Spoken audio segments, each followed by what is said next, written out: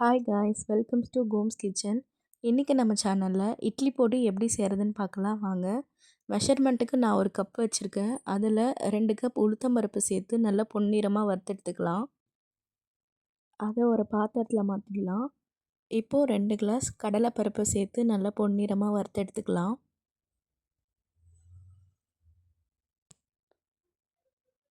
அடுப்பு சிம்மிலே வச்சுக்கோங்க, இல்லைனா தீஞ்சிரும்.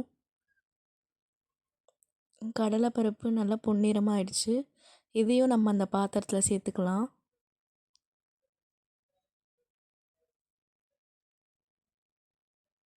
இப்போ நம்ம அரிசி சேர்த்துக்கலாம்.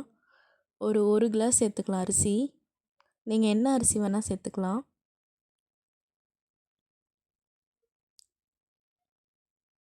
அரிசி நல்லா ப்ரௌன் ஆகிடுச்சு பாருங்கள். இப்போது இந்த டைமில் நம்ம வெள்ளை எள்ளு சேர்த்துக்கலாம். ஒரு அரை கிளாஸ் அந்த அளவுக்கு சேர்த்துக்கோங்க, சின்ன கிளாஸில்.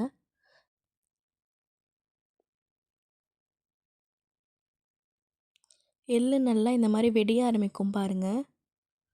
இப்போ இந்த ஸ்டேஜில் நம்ம அந்த பாத்திரத்தில் சேர்த்துக்கலாம்.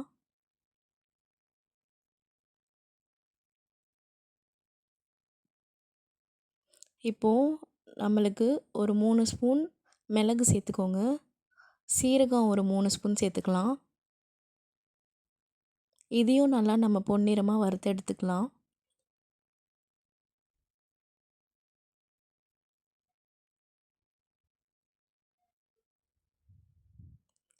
அதே பாத்திரத்தில் நம்ம சேர்த்துக்கலாம் இதையும்.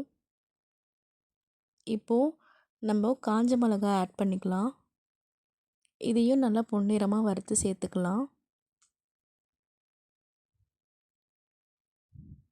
நீங்கள் காரத்துக்கு ஏற்ற மாதிரி நீங்கள் காஞ்ச மிளகாய் ஆட் பண்ணிக்கோங்க. இப்போது நம்ம இதை நல்லா ஆற வைக்கணும். ஆற வச்சு மிக்ஸி ஜாரில் மாற்றிக்கலாம். அந்த காஞ்ச மிளகாயில் இருக்கிற காம்பு அதெல்லாம் கிள்ளி போட்டு அந்த ஜாரில் எல்லாத்தையும் போட்டு நல்லா பவுடராக அரைச்சி எடுத்துக்கலாம்.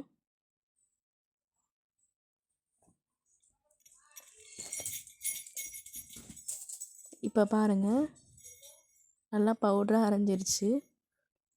இப்போ இந்த ஸ்டேஜில் நம்ம பெருங்காயம் தூள் போட்டுக்கலாம் கொஞ்சம். அப்புறம் தேவையான அளவு உப்பு சேர்த்துக்கலாம். சேர்த்து இன்னும் கொஞ்சம் நைஸாக அரைங்க மிக்ஸி.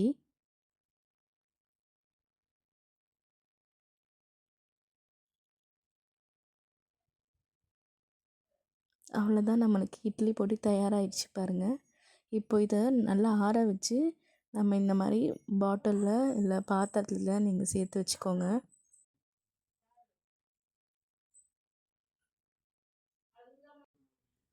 அவ்வளோதாங்க, நம்மளுக்கு இட்லி பொடி தயாராகிடுச்சு. இது நீங்கள் தோசை இட்லிக்கெலாம் நல்லெண்ணெய் ஊற்றி சாப்பிடலாம், ரொம்ப டேஸ்ட்டாக இருக்கும். உங்களுக்கு இந்த மாதிரி ரெசிபீஸ் வேணும்னா நம்ம சேனலை சப்ஸ்கிரைப் பண்ணி வச்சுக்கோங்க. தேங்க்ஸ் ஃபார் வாட்சிங்.